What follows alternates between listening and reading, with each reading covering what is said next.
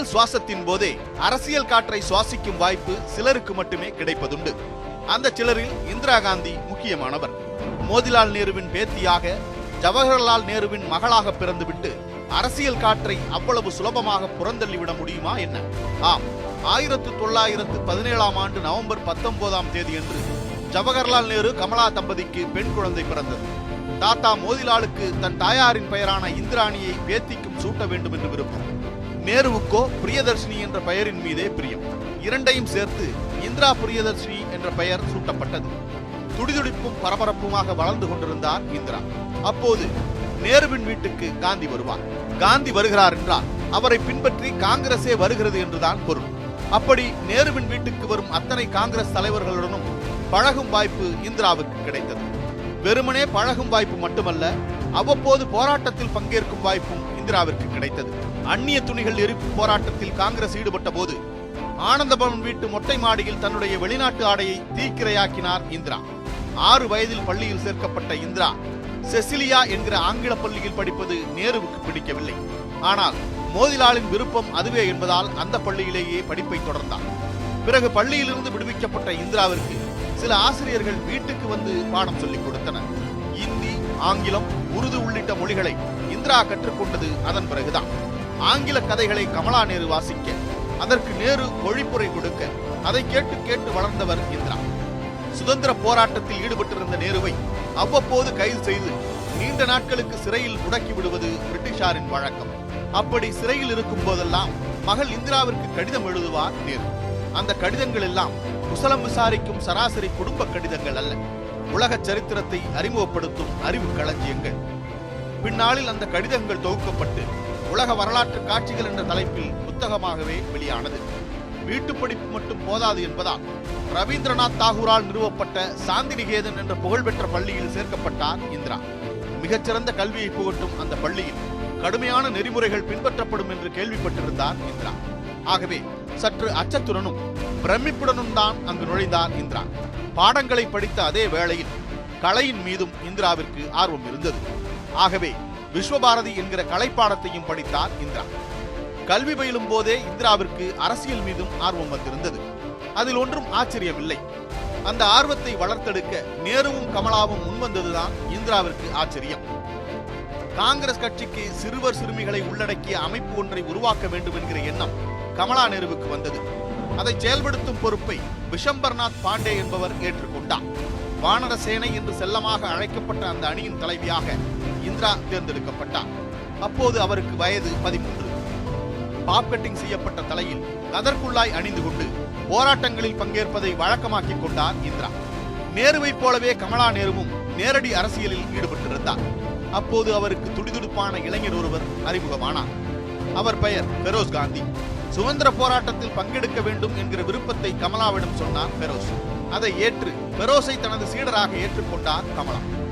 அது முதல் காங்கிரஸ் பொதுக்கூட்டங்கள், போராட்டங்கள், பேரணிகளில் பெரோஸ் பங்கேற்க தொடங்கினார். அவ்வப்போது கமலா நேருவை பார்க்க அவரது வீட்டுக்கு வந்தார். அப்போதுதான் இந்திராவும் பெரோஸும் பழகத் தொடங்கினர். முதலில் பெரோஸும் இந்திராவும் சாதாரணமாகத்தான் பழகத் தொடங்கினர். பிறகு இருவரும் மேல் படிப்புக்காக லண்டன் சென்ற போது அந்த பழக்கம் நட்பாக மாறி காதலாக கனிந்தது. திருமணம் செய்து கொள்ள இருவரும் முடிவு செய்த போது பல தடைக்கற்களை தாண்ட வேண்டியிருந்தது.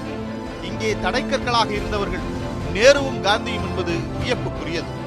இருவருடைய எதிர்காலம் குறித்து காந்தியும் நேருவும் கவலைப்பட்டார்கள். இருவரையும் சமாதானம் செய்வதற்குள் இந்திராவிற்கும் பெரோஸுக்கும் போதும் என்றாகிவிட்டது. ஒரு வழியாக காந்தி நேருவின் ஆசியுடன் 1942 மார்ச் 26ஆம் தேதியன்று பெரோஸ் இந்திரா திருமணம் நடைபெற்றது. புதுமண தம்பதிகள் தேனிலவு முடித்த கையோடு போராட்ட களத்துக்குத்தான் வந்தனர். ஆம், பிரிட்டிஷாருக்கு எதிராக வெள்ளையனே வெளியேறு இயக்கத்தை தீவிரப்படுத்தி இருந்தார் காந்தி. அந்த போராட்டத்தில் ஈடுபட்ட நேரு கைது செய்யப்பட்டார். கைதிலிருந்து தப்பிக்க தலைமறைவாகி இருந்தார் பெரோஸ். அப்போது இந்திராவிற்கு மிக முக்கியமான பணி வீட்டில் காத்திருந்தது. அது தலைமறைவாக இருந்த லால் பகதூர் சாஸ்திரியை பத்திரமாக பார்த்துக் கொள்வது. அதை கணக்கச்சிதமாக செய்து கொடுத்து தலைவர்களின் நம்பிக்கையை பெற்றார் இந்திரா. திருமணமான கையோடு பொதுக்கூட்டம் ஒன்றில் பிரிட்டிஷ் ஆட்சிக்கு எதிராக பேசி கைது செய்யப்பட்ட இந்திராவின் முதல் சிறைவாசம் சுமார் 8 மாத காலத்திற்கு நீடித்தது. இந்தியாவிற்கு சுதந்திரம் கொடுப்பதற்கான வேலைகளில் பிரிட்டிஷ் ஆட்சியாளர்கள் மும்முரமாக ஈடுபட்டிருந்ததால் நேருவுக்கான அரசியல் பணிகள் மிகுதியாக இருந்தன. கமலா நேருவும் மறைந்து விட்டதால் நேருவின் தனிப்பட்ட மற்றும் அரசியல் பணிகளை கவனித்துக் கொள்ள வசதியாக நேருவுடன் டெல்லியிலேயே தங்கிவிட்டார் இந்திரா. இடைப்பட்ட காலங்களில் 2 ஆண் குழந்தைகளுக்கு தாயாகி இருந்தார் இந்திரா. முதல் குழந்தை ராஜீவ்காந்தி. 2 ஆண்டுகள் கழித்து பிறந்த 2வது குழந்தைக்கு சஞ்சய் காந்தி என்று பெயர் வைத்தார்கள். 2 குழந்தைகளுக்கு தாயாகிவிட்ட பிறகும் கூட இந்திரா நேருவுடனே தங்கி இருந்ததில் பெரோஸுக்கு மிகுந்த வருத்தம். ஆனால் சுதந்திர இந்தியாவின் பிரதமர் என்ற உயர் பொறுப்பை ஏற்றிருக்கும் தந்தைக்கு துணையாக இருப்பது தவிர்க்க முடியாத ஒன்று என்றார் இந்திரா. அதில் பெரோஸுக்கு துளியும் விருப்பமில்லை. விளைவு இந்திரா பெரோஸ் இடையே கருத்து வேறுபாடுகள் முளைத்தன. இந்திரா டெல்லியிலும் பெரோஸ் லக்னோவிலும் தனித்தனியே தங்கினர். நேரு பொதுக்கூட்டத்திற்கு சென்றாலும், நாடாளுமன்றத்திற்கு சென்றாலும், கட்சியின் காரிய கமிட்டி கூட்டத்திற்கு சென்றாலும் தந்தைக்கு துணையாக செல்வதை வழக்கமாக்கிக் கொண்டார் இந்திரா. ஒரு கட்டத்தில் பிரதமர் நேருவின் அறிவிக்கப்படாத செயலாளராகவே பணியாற்றினார் இந்திரா. 1952 சுதந்திர இந்தியாவின் முதல் பொதுத் தேர்தல் அறிவிக்கப்பட்டிருந்தது. அநேகமாக இந்திரா காந்தியும் தேர்தலில் போட்டியிடுவார் என்று எதிர்பார்க்கப்பட்டது. ஆனால் தந்தை நேரு, கணவர் பெரோஸ் ஆகிய இருவர் ஏற்கனவே தேர்தல் களத்தில் இருந்ததால் அதை தவிர்த்த இந்திரா இருவருக்கும் ஆதரவாக தேர்தல் பிரச்சாரத்தில் தீவிரமாக ஈடுபட்டார். தேர்தலின் முடிவில் காங்கிரசே வெற்றி பெற்றதால் நேருவே பிரதமராக தொடர்ந்தார். ராபரேலி தொகுதியில் வெற்றி பெற்ற பெரோஸ் டெல்லிக்கு வந்து தீன்மூர்த்தி பவனிலேயே தங்கிவிட்டார். ஆனால் அங்கே அவருக்கு அதிருப்திகளே அதிகம் கிடைத்தன. பிரதமர் நேருவின் மகள் என்ற முறையில் இந்திராவிற்கு கிடைக்கும் மரியாதைகள் பெரோஸின் கவனத்தை கலைத்தன. கூடவே தனக்கு உரிய மரியாதை தரப்படவில்லை என்றும் வருந்தினார். அந்த அதிருப்தியும் ஆத்திரமும் நேருவின் மீதே திரும்பின. ஒருமுறை காங்கிரஸ் காரிய கமிட்டி கூட்டத்தில் பேசிய பெரோஸ் காரிய கமிட்டி உறுப்பினர்கள் குடும்பத்துடன் பங்கேற்க அனுமதி உண்டா என்று கேட்டார். அப்படி கேட்டதற்கு காரணம் நேருவின் அருகில் இந்திராவும் அமர்ந்திருந்ததுதான். அதற்கு மன்னிப்பு கேட்டார் நேரு. அதில் இந்திராவுக்கு மிகவும் வருத்தம். அடுத்த சில மாதங்களிலேயே இந்திராவை காங்கிரஸ் காரிய கமிட்டி உறுப்பினராக்கி பெரோஸுக்கு பதில் கொடுத்தார் நேரு. நேருவின் மகள் என்பதை தாண்டி காங்கிரசின் பிரச்சார முகமாகவும் இந்திரா விளங்கினார். அவ்வப்போது நடைபெறும் மாநில சட்டமன்ற தேர்தல்களின் போது காங்கிரசுக்கு ஆதரவாக பிரச்சாரம் செய்தார் இந்திரா. அவருடைய உழைப்பையும் பணியையும் அங்கீகரிக்கும் வகையில் அகில இந்திய இளைஞர் மற்றும் பெண்கள் காங்கிரஸ் தலைவராக நியமிக்கப்பட்டார் இந்திரா. தேர்தல்களில் காங்கிரஸ் கட்சியின் வேட்பாளர்களை இறுதி செய்யும் அதிகாரம் கொண்ட அமைப்பு ஆட்சி மன்ற குழு. அந்த குழுவின் உறுப்பினர்களுள் ஒருவராக இந்திரா காந்தி நியமிக்கப்பட்டார். காங்கிரஸ் கட்சியின் அதிகார படிக்கட்டுகளில் மெல்ல மெல்ல ஏறிக்கொண்டிருந்த இந்திரா 1959 ஆண்டு உச்சத்தை தொட்டார். அந்த ஆண்டில்தான் அகில இந்திய காங்கிரஸ் கட்சியின் தலைவராக இந்திரா காந்தி தேர்ந்தெடுக்கப்பட்டார்.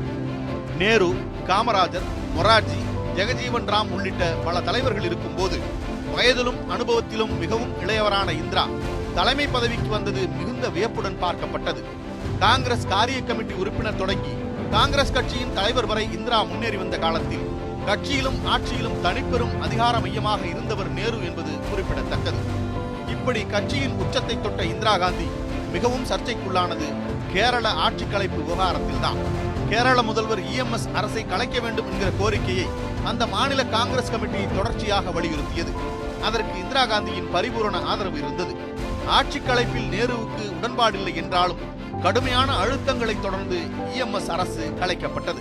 ஜனநாயகவாதியான நேரு எடுத்த ஜனநாயக விரோத நடவடிக்கை இதுவென விமர்சனம் எழுந்தது. இந்திராவிற்கு தரப்பட்ட பொறுப்புகளும் பதவிகளும் பெரோஸ் காந்தியின் மனதுக்குள் கடும் தாக்கத்தை ஏற்படுத்தின. குடும்பத்துக்குள் ஏற்பட்டிருந்த மோதல் ஆட்சிக்குள் ஊடுருவியது. நேருவின் ஆட்சியில் நடந்த காப்பீட்டுத்துறை ஊழலை அதிரடியாக வெளிக்கொண்டு வந்து நேருவுக்கு அதிர்ச்சி வைத்தியம் கொடுத்தார் பெரோஸ் காந்தி.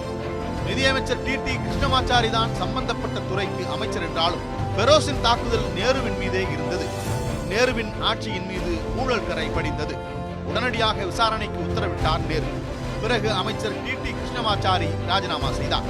நேருவுக்கும் பெரோஸுக்குமான யுத்தத்தின் உச்சகட்டத்தில் தோல்வி அடைந்தவர் தந்தை நேரு என்பது இந்திராவின் மனதை வெகுவாக பாதித்தது.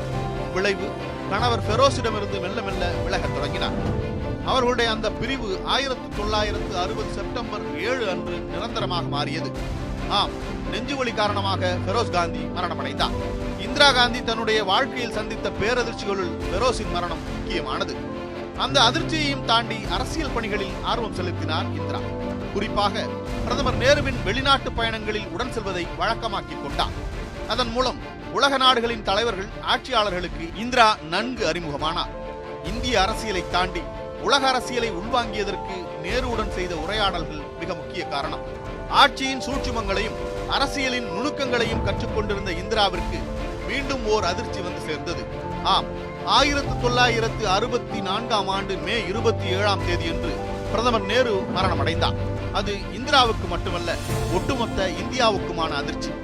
ஆனாலும் அடுத்தடுத்து இயங்க வேண்டிய சூழல்.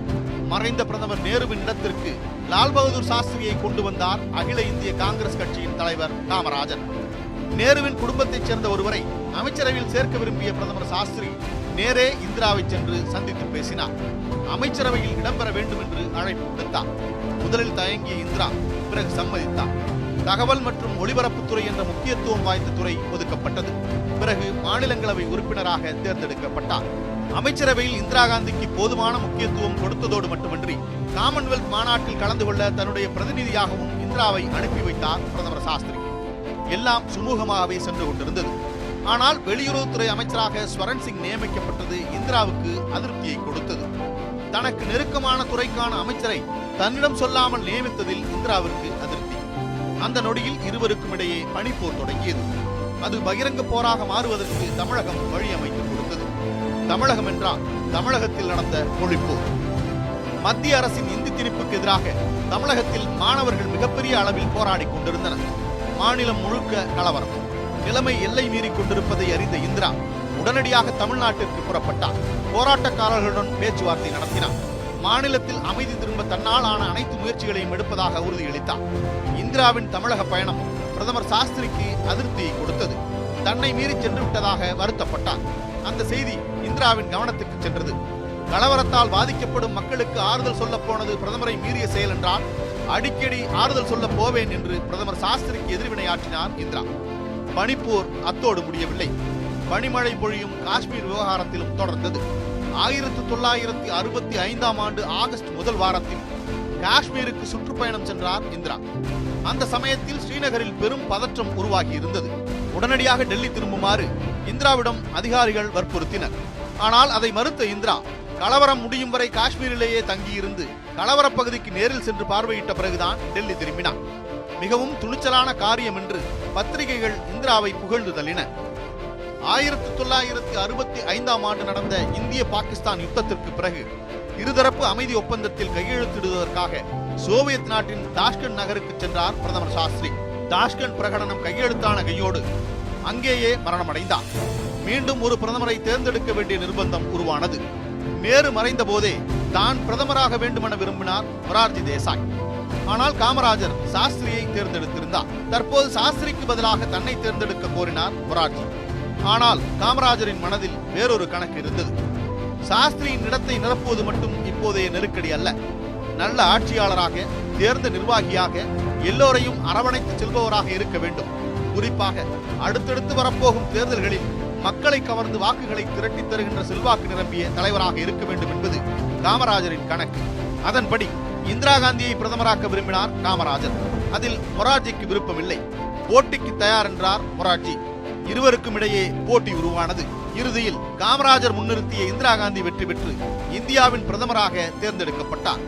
அப்போது இந்திரா காந்திக்கு வயது 48. இந்திரா காந்தி குருவியா எறும்பா என்ற சர்ச்சைதான் நாடு முழுக்க உலவிக் கொண்டிருந்தது. இத்தனை இளம் வயதில் பிரதமர் என்ற பதவி என்பது குருவியின் தலையில் பனங்காயை வைப்பது போன்றது. பாரம் சுமக்க முடியாமல் திணறி விடுவார் என்றது ஒரு குழு. இல்லை இல்லை, மொரார்ஜி போன்ற பெரிய பெரிய யானைகளின் காதுகளில் புகுந்து இம்சிக்கக்கூடிய எறும்புதான் இந்திரா என்று எதிர்வாதம் செய்தது இன்னொரு குழு. ஆகவே தான் எடுத்து வைக்க வேண்டிய ஒவ்வொரு அடியையும் மிகவும் கவனமாக எடுத்து வைத்தார். மூத்த தலைவர்களின் ஆலோசனைகளையும் அறிவுரைகளையும் பெற்று செயல்படும் அதே வேளையில் ஐக்கிய குஜ்ரால், நந்தினி சத்பதி, உமாசங்கர் தீட்சித், டிபி மிஸ்ரா, தினேஷ் சிங் உள்ளிட்ட இளம் தலைவர்களையும் தம் பக்கம் வைத்துக் கொண்டார் இந்திரா காந்தி. பிரதமராக பதவியேற்ற சில மாதங்களிலேயே பொது தேர்தலை சந்திக்க வேண்டிய சூழல். நேரு இல்லாத தேர்தலை எதிர்கொள்வதற்கு சுமார் 2 மாதங்கள் சூறாவளி சுற்றுப்பயணம் மேற்கொண்டார். ஒரிசா மாநிலம் புவனேஸ்வரில் பிரச்சாரம் செய்த போது கல்வீச்சு தாக்குதலுக்கு உள்ளானார் இந்திரா. ஆனாலும் அசராமல் பிரச்சாரத்தில் ஈடுபட்டார். அந்த தேர்தலில் மீண்டும் காங்கிரஸே வெற்றி பெற்றது. 2வது முறையாக பிரதமராகி இருந்தார் இந்திரா காந்தி. அப்போது மொரார்ஜியை துணை பிரதமராக்கிய இந்திரா அவர் கேட்ட உள்துறைக்கு பதிலாக நிதித்துறையை கொடுத்திருந்தார். அதுதான் மூத்த தலைவர்களிடம் இந்திரா காந்தி ஆளுமை செலுத்திய முதல் புள்ளி. பிறகு மொரார்ஜியுடன் மோதல் முற்றிய போது நிதித்துறையை தாமே எடுத்துக்கொண்ட இந்திரா ஒருமுறை பட்ஜெட்டையும் தாக்கல் செய்தார். சுதந்திர இந்தியாவில் ஒரு பெண் தாக்கல் செய்த ஒரே பட்ஜெட் அது மட்டுமே. இரண்டாவது முறையாக பிரதமரானதும் 10 அம்ச திட்டத்தை அமல்படுத்தினார் பிரதமர் இந்திரா. வங்கிகளை தேசியமயமாக்குவது, ஆயுள் காப்பீட்டை தேசியமயமாக்குவது, மன்னர்களுக்கான மானிய ஒழிப்பு, உணவு ஏற்றுமதியில் கட்டுப்பாடு என்பன போன்ற அம்சங்கள் ஒட்டுமொத்த இந்தியாவையும் இந்திராவை நோக்கி திரும்பி பார்க்க வைத்தன. நாட்டின் இன்றியமையாத தேவை பசுமை புரட்சி என்ற இந்திரா காந்தியின் அறிவிப்பு புரட்சி திட்டமாக பார்க்கப்பட்டது. அதே சமயம் தன்னுடைய மகன் சஞ்சய் காந்திக்கு கார் தயாரிக்கும் உரிமம் வழங்கியது பலத்த விமர்சனங்களை கிளப்பியது. இந்தியாவின் குடியரசுத் தலைவராக இருந்த ஜாகிர் ஹுசேன் திடீரென மரணமடையவே அவருக்கு பதிலாக இன்னொருவரை தேர்ந்தெடுக்க வேண்டிய நிர்பந்தம் உருவானது. அப்போது காங்கிரசின் மூத்த தலைவர்கள் சஞ்சீவ ரெட்டியை வேட்பாளராக்கினர். ஆனால் இந்திராவோ வி கிரியை ஆதரித்தார். காங்கிரசின் அதிகாரப்பூர்வ வேட்பாளரை எதிர்த்து எப்படி வேட்பாளரை நிறுத்தலாம் என்ற கேள்வி எழுந்தபோது காங்கிரஸ் எம்பிக்கள் மனசாட்சிப்படி வாக்களிக்கலாம் என்றார். அதன் பொருள் வி கிரியை ஆதரியுங்கள் என்பது. இந்திரா நினைத்ததே நடந்தது. வி கிரியே குடியரசுத் தலைவரானார். மூத்த தலைவர்கள் அத்தனை பேரையும் இந்திரா காந்தி முந்தி சென்ற முக்கியமான புள்ளி எது? அந்த புள்ளியில்தான் காங்கிரஸ் கட்சி இரண்டாக உடைந்தது. நிஜலிங்கப்பா, காமராஜர் உள்ளிட்டோர் தலைமையில் ஸ்தாபன காங்கிரசும் இந்திரா தலைமையில் இந்திரா காங்கிரசும் உருவானது. மைனாரிட்டி அரசை தொடர விரும்பாத இந்திரா தேர்தலுக்கு தயாரானார். வறுமையை வெளியேற்றுவோம் என்றார் இந்திரா. ஆனால் எதிர்க்கட்சிகளோ இந்திராவை வெளியேற்றுவோம் என்றனர். எதிரிகள் 2 மடங்கு பலத்துடன் இருந்த நிலையில் 3 மடங்கு வேகத்துடன் பிரச்சாரம் செய்தார். ஆகாய மார்க்கமாகவும் தரை மார்க்கமாகவும் இந்தியா முழுக்க சென்று மக்களை சந்தித்தார். விளைவு மீண்டும் ஒரு பிரம்மாண்ட வெற்றியை பெற்று பிரதமர் பதவியை உறுதி செய்தார் இந்திரா. 3வது முறையாக பிரதமரான இந்திரா காந்தி எடுத்த முக்கியமான முடிவு என்பது 1971ஆம் ஆண்டில் நடந்த இந்திய பாகிஸ்தான் யுத்தம். உண்மையில் பாகிஸ்தானுக்குள் தான் உள்நாட்டு கழகம் பிடித்திருந்தது. அப்போது இந்தியா கிழக்கு பாகிஸ்தானுக்கு ஆதரவாக இருப்பதாகவும் முக்தி பாகினி என்கிற அமைப்புக்கு ஆதரவளிப்பதாகவும் குற்றம் சாட்டிய பாகிஸ்தான் இந்தியா மீது தாக்குதல் நடத்தியது. அதற்கு பதிலடி கொடுக்கும் வகையில் பாகிஸ்தான் மீது போர் தொடுத்த இந்திரா போரில் பாகிஸ்தானை வீழ்த்தி கிழக்கு பாகிஸ்தானை தனியாக பிரித்து வங்கதேசம் என்ற தனி நாட்டை உருவாக்கி கொடுத்தார். சுதந்திர இந்தியாவின் யுத்த வரலாற்றில் இந்திரா பெற்ற இந்த வெற்றி மிகப்பெரியது. பாகிஸ்தான் யுத்தம் கொடுத்த மகிழ்ச்சியும் உற்சாகமும் பிரதமர் இந்திரா காந்தியை அடுத்த கட்டத்திற்கு நகர்த்தி சென்றன. அணுகுண்டு சோதனை நடத்த ஆயத்தமானார். பிரதமரின் விருப்பத்தை அப்படியே பூர்த்தி செய்து கொடுத்தனர் இந்திய அணு விஞ்ஞானிகள். ராஜஸ்தான் மாநிலம் பொக்ரானில் நடந்த இந்தியாவின் முதல் அணுகுண்டு சோதனை அண்டை நாடான பாகிஸ்தான் தொடங்கி உலக நாடுகள் பலவற்றையும் வியப்பில் ஆழ்த்தியது. சாதனை நிகழ்த்திவிட்ட உற்சாகத்தில் இருந்த பிரதமர் இந்திராவை அதிர்ச்சிக்குள்ளாக்கியது அந்த செய்தி. ஆம், ரேபரேலி தொகுதியில் இந்திரா காந்தி பெற்ற வெற்றி செல்லாது என்று அலகாபாத் உயர்நீதிமன்றம் தீர்ப்பு வழங்கி இருந்தது. மக்கள் பிரதிநிதித்துவ சட்டத்தை மீறிவிட்டார் இந்திரா என்பதுதான் முக்கியமான குற்றச்சாட்டு. நீதிபதி ஜக்மோகன்லால் சின்ஹா கொடுத்த அந்த தீர்ப்பு இந்திரா காந்தியின் எம்பி பதவியை மட்டும் காவு வாங்கவில்லை, அவருடைய பிரதமர் பதவியையே காவு கேட்டது. அதை ஏற்றுக்கொள்ள இந்திரா காந்தி விரும்பவில்லை. இந்திரா மட்டுமல்ல, அவருடைய கட்சிக்காரர்களும் அதையே வலியுறுத்தினர். இந்திரா தான் இந்தியா, இந்தியா தான் இந்திரா என்றார் இந்திரா காங்கிரஸ் கட்சியின் தலைவர் தேவகாந்த் பருவா. ஆனால் எதிர்க்கட்சிகளோ பிரதமர் இந்திரா உடனடியாக பதவி விலக வேண்டும் என்றனர். அசாதாரண சூழலை எதிர்கொள்ள அசாதாரண முடிவை எடுக்க தயாரானார். அந்த முடிவு எமர்ஜென்சி. தனக்கு ஏற்பட்ட அரசியல் நெருக்கடியை ஒட்டுமொத்த தேசத்துக்குமான நெருக்கடியாக மாற்றும் வகையில் இந்தியாவில் நெருக்கடி நிலையை அமல்படுத்த தயாரானார். குடியரசுத் தலைவர் பக்ருதீன் அலி அகமது உதவியுடன் நெருக்கடி நிலை அமல்படுத்தப்பட்டது. எதிர்க்கட்சி தலைவர்கள் தேடி தேடி கைது செய்யப்பட்டனர். பத்திரிகைகள் கடுமையான தணிக்கைக்கு உள்ளாகின. பத்திரிகை சுதந்திரம் முழுமையாக பறிக்கப்பட்டது. பேச்சு சுதந்திரம், எழுத்து சுதந்திரம் எல்லாம் கேள்விக்குறியாகின. ஜெயபிரகாஷ் நாராயணன், மொரார்ஜி தேசாய், வாஜ்பாய், அத்வானி, மது தண்டவதே என்று எதிர்க்கட்சி தலைவர்கள் மட்டுமல்ல, எதிர்த்து பேசுவார் என்று சந்தேகிக்கும் நபர்கள் எல்லாம் கைது செய்யப்பட்டனர். அப்படி கைது செய்யப்படுபவர்கள் உடனே வெளியே வராமல் இருக்க ஏதுவாக மிசா சட்டம் பயன்படுத்தப்பட்டது. காரணத்தை சொல்லாமல் கைது செய்யவும் விசாரணையே நடத்தாமல் சிறையில் அடைக்கவும் வழிவகை செய்து கொடுத்தது அந்த மிசா சட்டம். எமர்ஜென்சி அமலில் இருந்தபோது பிரதமராக இந்திரா காந்தி இருந்தார். ஆனால் செயல் பிரதமராக இருந்தவர் சஞ்சய் காந்தி என்றனர் எதிர்க்கட்சியினர். ஆம், எதிர்க்கட்சி தலைவர்களின் கைது தொடங்கி ஆட்சி நிர்வாகம் சார்ந்த பல நடவடிக்கைகள் சஞ்சய் காந்தியின் கண்ணசைவுக்கு ஏற்பவே நடந்தன. சஞ்சய் காந்தியின் உத்தரவுகளை எல்லாம் இந்திரா இட்ட உத்தரவுகளாகவே நினைத்து அமல்படுத்தினர் அமைச்சர்கள். அவர்களுக்கு துணையாக அதிகாரிகள் இயங்கினர். எமர்ஜென்சிக்கு எதிராக பேசிய தமிழ்நாடு, குஜராத் அரசுகள் கலைக்கப்பட்டன. அரசியல் எதிரிகளை ஒரு பக்கம் ஒடுக்கிய இந்திரா காந்தி அடுத்து சட்ட நெருக்கடியை சரி செய்யும் முயற்சியில் இறங்கினார். எமர்ஜென்சி அவசர சட்டங்கள் குறித்து மறு ஆய்வு செய்யும் அதிகாரம் நீதிமன்றத்திற்கு கிடையாது என்றொரு சட்ட திருத்தம் கொண்டு வரப்பட்டது. அடுத்த அதிரடி 39வது சட்ட திருத்தம். நாட்டின் பிரதமர், மக்களவை சபாநாயகர், குடியரசுத் தலைவர் மற்றும் குடியரசு துணைத் தலைவர் ஆகியோருக்கு எதிரான தேர்தல் வழக்குகளை விசாரித்து தீர்ப்பளிக்கும் அதிகாரம் நீதிமன்றத்திற்கு இல்லை. அவற்றை நாடாளுமன்றத்தால் நியமனம் செய்யப்பட்ட அமைப்பு மட்டும்தான் விசாரிக்க முடியும். அதன் மூலம் இந்திரா காந்தியின் மீதான அலகாபாத் உயர்நீதிமன்ற தீர்ப்பு செயலிழக்கம் செய்யப்பட்டது. 20 அம்ச திட்டம் என்ற பெயரில் பிரம்மாண்ட திட்டத்தை கொண்டு வந்தார் பிரதமர் இந்திரா. விலைவாசி கட்டுப்பாடு, சட்டம் ஒழுங்கு என்பன போன்ற அடையாளங்களுடன் கொண்டு வரப்பட்ட அந்த அம்சங்கள் ஒவ்வொன்றும் அரசியல் எதிரிகளை குறிவைத்தன. அவற்றை எதிர்த்து போராடிய எதிர்க்கட்சியினர் கைது செய்து சிறையில் அடைக்கப்பட்டனர். அப்படி கைதான தலைவர்கள் சிறையில் பலத்த சிரமங்களை எதிர்கொள்ள வேண்டியிருந்தது. தாயார் இந்திரா 20 அம்ச திட்டத்தை அறிவித்தார் என்றால், தனையன் சஞ்சய் காந்தி 5 அம்ச திட்டத்தை அறிவித்தார். அவற்றில் முக்கியமானது குடும்ப கட்டுப்பாடு. மக்கள் தொகையை கட்டுப்படுத்துகிறேன் என்ற பெயரில் ஆண்களை அழைத்து வந்து வாசக்டமி அறுவை சிகிச்சை செய்து அனுப்ப உத்தரவிட்டார். அது மக்கள் மத்தியில் கடும் கோபத்தை உருவாக்கி இருந்தது. அது அடுத்து வந்த தேர்தலில் எதிரொலித்தது. எல்லா நெருக்கடிகளும் தீர்ந்துவிட்டன என்ற நம்பிக்கை பிறந்த பிறகு தேர்தலை அறிவித்தார் இந்திரா. அப்போது எதிர்க்கட்சிகள் இந்திராவுக்கு எதிராக மிகப்பெரிய அளவில் அணி திரண்டன. இந்திராவின் எதிரிகள் பலரும் ஓரணியில் ஒன்றாக சேர்ந்திருந்தனர். வெவ்வேறு கொள்கைகளை பின்பற்றும் பல கட்சிகள் இந்திரா எதிர்ப்பு என்ற ஒற்றை புள்ளியில் இணைந்து ஜனதா கட்சியை உருவாக்கி இருந்தனர். அந்த கட்சியோடு வேறு சில கட்சிகளும் கூட்டணி அமைத்து தேர்தலை சந்தித்தன. விளைவு, எமர்ஜென்சிக்கு பிறகான தேர்தலில் இந்திரா காங்கிரஸ் படுதோல்வி அடைந்தது. இந்திரா, சஞ்சய் உள்ளிட்டோர் தத்தமது தொகுதிகளில் தோல்வியை சந்தித்தனர். இங்கே ஒரு வரலாற்று திருப்பம் என்னவென்றால், காங்கிரஸில் இருந்தபோது இந்திராவின் அரசியல் எதிரியாக இருந்த மொரார்ஜி தேசாய் தான் இப்போது எதிர்க்கட்சிகளின் சார்பில் பிரதமராக்கப்பட்டார். எமர்ஜென்சி அமலில் இருந்தபோது ஒட்டுமொத்த இந்தியாவும் நெருக்கடிக்கு உள்ளானது. ஆனால் எமர்ஜென்சிக்கு பிறகான ஜனதா ஆட்சியில் இந்திராவும் அவரது கட்சியும் குடும்பத்தினரும் பலத்த நெருக்கடிக்கு உள்ளாக்கப்பட்டனர். எமர்ஜென்சி அத்துமீறல்கள் குறித்து விசாரிக்க ஷா கமிஷன் அமைக்கப்பட்டது. இந்திரா காந்தி கைது செய்யப்பட்டார். சஞ்சய்க்கு அரசியல் நெருக்கடிகள் தரப்பட்டன.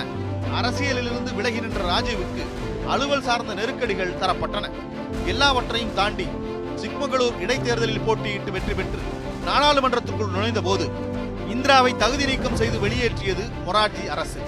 இந்திராவுக்கு இன்னும் நிறைய நெருக்கடிகளை கொடுக்கவே மொரார்ஜி விரும்பினார். ஆனால் அதற்குள் கூட்டணிக்குள் குழப்பம் வெடித்தது. மொரார்ஜி பதவி இழந்தார். அதற்கு பிறகு வந்த சரண் சிங் அரசை முதலில் ஆதரிப்பதாக சொல்லிவிட்டு திடீரென ஆதரவை திரும்ப பெற்றார். அதன் மூலம் 3 ஆண்டு கால ஜனதா ஆட்சி முடிவுக்கு வந்தது. பிறகு மீண்டும் தேர்தலை சந்தித்த இந்திரா சாம்பலில் இருந்து உயிர்த்துளும் பீனிக்ஸ் பறவையைப் போல மீண்டும் வெற்றி பெற்று பிரதமர் நாற்காலியை கைப்பற்றினார். 4வது முறையாக பிரதமர் பதவியை ஏற்ற இந்திரா முதலில் செய்த காரியம், எமர்ஜென்சி அத்துமீறல்கள் குறித்து விசாரிக்க மொரார்ஜி அரசு அமைத்திருந்த தனி நீதிமன்றங்களை கலைத்ததுதான். சஞ்சய் காந்தி மீது போடப்பட்டிருந்த வழக்குகள் எல்லாம் திரும்ப பெறப்பட்டன. அநேகமாக சஞ்சய் அமைச்சராவார் என்று எதிர்பார்க்கப்பட்ட போது கட்சியின் தேசிய பொதுச் செயலாளர் பதவியை சஞ்சய்க்கு கொடுத்தார் இந்திரா. ஆனால் வெகு விரைவிலேயே விமான விபத்தில் பலியானார் சஞ்சய் காந்தி. அது இந்திராவிற்கு ஏற்பட்ட மிகப்பெரிய இழப்பு. அந்த இழப்பை ஈடுகட்ட இளைய மகன் ராஜீவ் காந்தியை அரசியலுக்கு அழைத்து வந்தார் இந்திரா. இந்தியாவின் பிரதமர் என்ற முறையில் இந்தியாவின் பல மாநிலங்களில் உருவாகியிருந்த பிரச்சனைகளை தீர்க்க வேண்டிய பொறுப்பு இந்திரா காந்திக்கு இருந்தது. அதே சமயம் அண்டை நாடான இலங்கையில் தமிழர்களுக்கு எதிராக நடத்தப்படும் இனப்படுகொலைக்கு எதிரான நிலைப்பாட்டையும் எடுக்க வேண்டிய தேவை இருந்தது. குறிப்பாக இலங்கையில் 1983ஆம் ஆண்டு ஜூலை மாதம் தமிழர்களுக்கு எதிரான இனக்கலவரம் வெடித்த போது இலங்கை அதிபர் ஜெயவர்தனேவுடன் தொலைபேசியில் பேசி நிலைமையை விசாரித்தார் பிரதமர் இந்திரா. அத்தோடு நிறுத்தாமல் மத்திய வெளியுறவுத்துறை அமைச்சர் நரசிம்மராவை இலங்கைக்கு அனுப்பி நிலவரத்தை பார்த்து வர செய்தார். ஒரு கட்டத்தில் இலங்கை இந்தியாவையும் இந்திராவையும் அலட்சியம் செய்த போது இலங்கையில் இருந்த விடுதலை புலிகள் உள்ளிட்ட போராளி இயக்கங்களுக்கு ஆயுத பயிற்சி கொடுக்கவும் தயாரானார் இந்திரா காந்தி.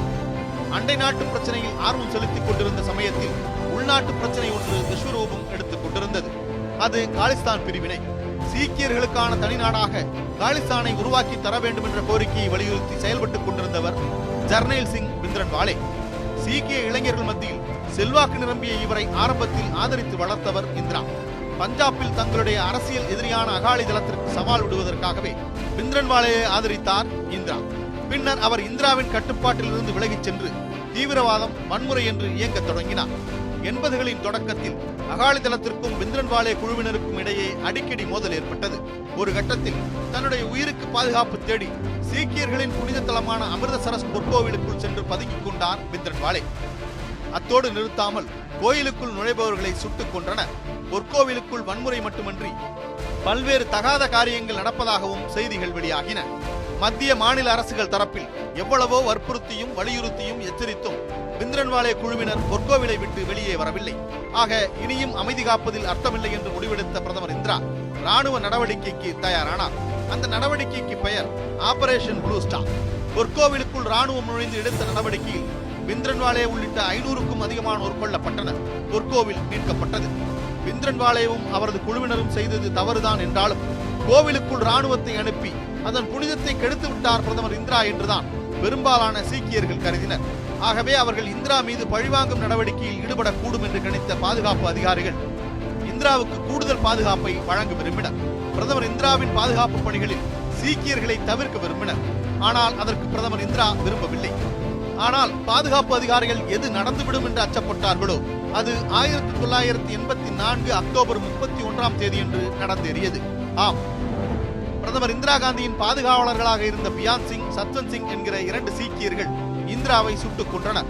மொத்தம் 30 குண்டுகள் அடுத்தடுத்து துளைத்ததில் பிரதமர் இந்திராவின் உடல் சல்லடையாகி இருந்தது. பிரதமர் இந்திரா காந்தி நினைத்திருந்தால் அதிகாரிகளின் ஆலோசனை ஏற்றுக்கொண்டு சீக்கிய பாதுகாவலர்களை தவிர்த்திருக்கலாம். ஆனால் இந்தியருக்குள் சீக்கியர், இஸ்லாமியர் என்ற பிரிவினை தேவையில்லை என்று நினைத்தார். ஆகவே சீக்கிய பாதுகாவலர்களை அனுமதித்தார். அது தேச ஒற்றுமையின் மீது இந்திரா வைத்த நம்பிக்கை. கடுமையான அதிருப்தியில் இருக்கும் சீக்கியர்கள் எப்போது வேண்டுமானாலும் பழிவாங்கும் நடவடிக்கையில் ஈடுபடலாம். அப்போது தன்னுடைய உயிர் பறிபோகலாம் என்பது இந்திராவுக்கு நிச்சயம் தெரிந்திருக்கும். ஆனாலும் துணிச்சலாகவே இருந்தார். அந்த துணிச்சல் தான் அவரை இரும்பு பெண்மணி என்று இன்று வரை அழைக்க வைக்கிறது.